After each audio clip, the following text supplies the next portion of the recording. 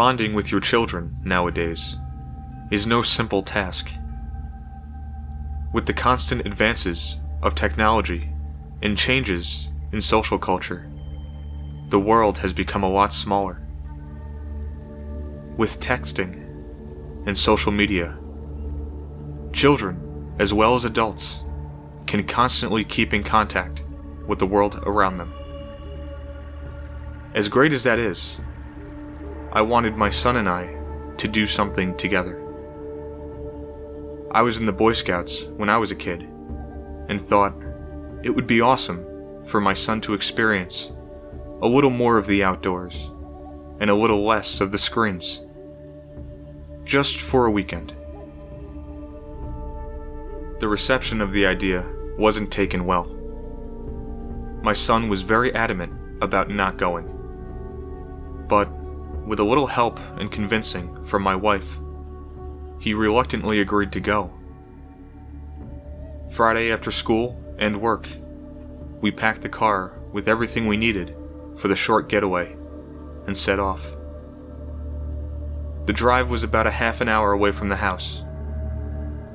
As we drove, I tried to talk to my son about all the cool stuff we could do for the next couple of days, but he really wasn't interested.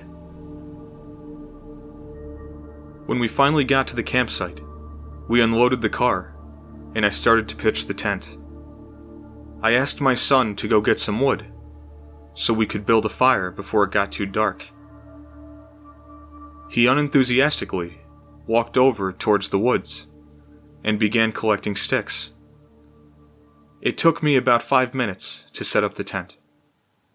So, once I finished, I began to build the fire pit.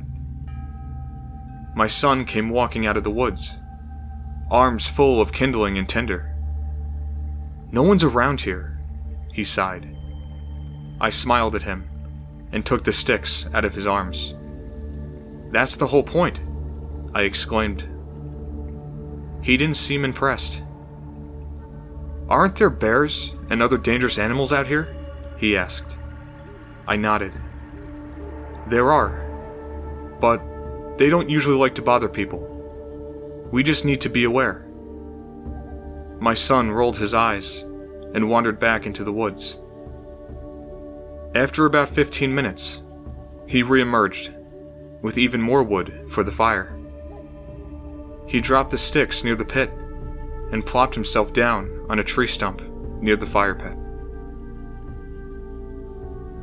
Once I got the fire going, I broke out the hot dogs and marshmallows. My son seemed to perk up at the sight of food. We sat quietly while we ate.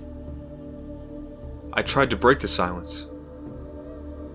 "Don't worry," I attempted to reassure him. "Being out here, just the two of us, won't be so bad. There's so much that we can do." His eyes peered up from his half-eaten hot dog. A look of confusion swept across his face. "What do you mean?" he asked. Now, I was the one puzzled. "I mean, we can go fishing or hike on the trails." "No!" he interrupted. "What I'm trying to say is, what do you mean, just the two of us?" I couldn't help but feel like he was getting smart with me. "Are you messing with me?" I asked sternly. My son's expression turned from slight confusion to complete bewilderment. "No, Dad," he argued. I thought I saw someone in the woods." I looked at him, slowly getting annoyed. "There's no one out here but us," I said. He turned his head away from me. "Fine. I guess I didn't see him then." A wave of terror shot through me. "See who?" I demanded. He just sat there, silently, staring off into the woods. Frustration began to well up within me. "Okay, have your fun. You got me," I said. He turned around and looked at me and said, He helped me find the sticks for the fire, Dad. He really isn't a bad guy." I stood up angrily. "This isn't funny. You shouldn't be talking to strangers. Who are you talking about?" A strange, eerie smile tugged at both sides of his mouth. "The Hemlock Man," he exclaimed, almost cheerfully. Fed up with his stories, I started to pick up our things. "I'm done with this. We're going home." "Dad, I'm just joking with you," he muttered. How could I be so foolish? "I'm sorry, Bud. That just really scared me." He looked up at me with a little smile. "I got you good, huh?" he said. I smiled back. "Yeah, you got me."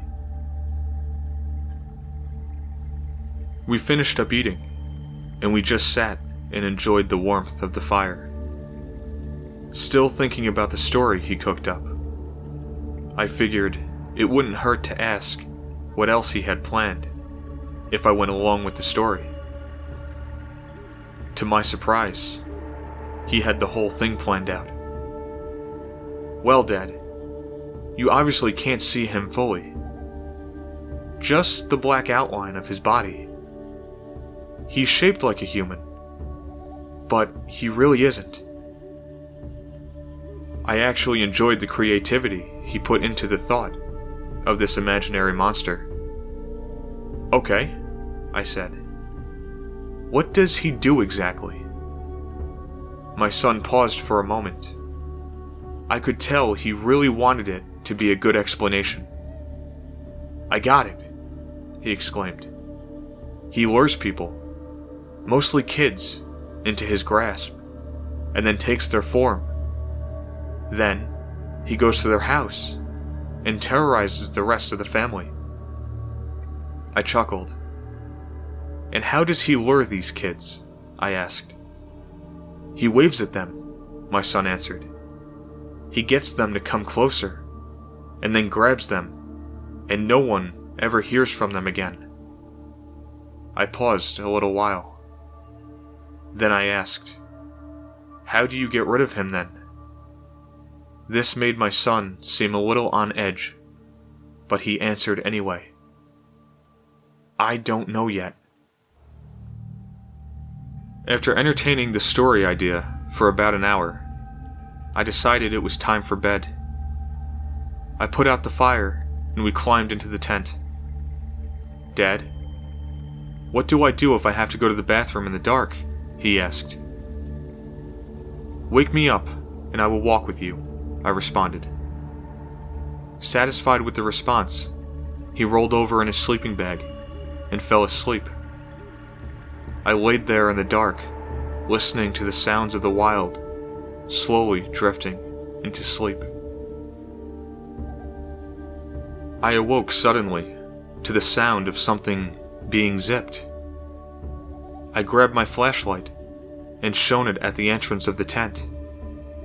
To my surprise, it was my son, trying to unzip the tent. "Hey, what are you doing?" I whispered. No response. "Hey!" I said louder. That time he turned towards me. His eyes were extremely wide, and he was acting very strange. He crawled back to his sleeping bag and laid down, watching me. "Are you okay?" I asked. He nodded his head and closed his eyes.